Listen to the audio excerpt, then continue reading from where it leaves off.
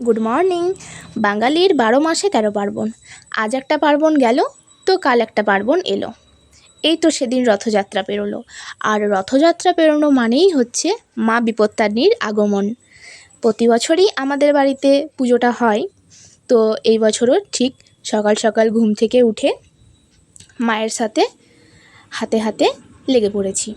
লুচি তৈরি করা, থালা সাজানো।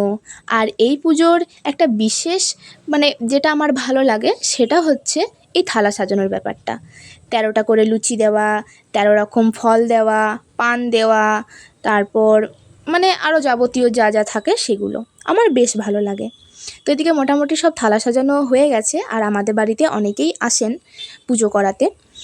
আর এই যে কাকিমা দেখছো, এই কাকিমা আমাদেরকে প্রতি বছর হেল্প করে দেয় সাজানোর ব্যাপারটাতে। যেহেতু অনেক অনেক ফল, তো তাই গুলিয়ে ফেলি কোনটা দিলাম কোনটা দিলাম না, এই জন্য আর কি।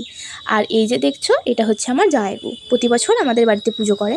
তাহলে পরের পার্টে আরও বাকি সব শেয়ার করব।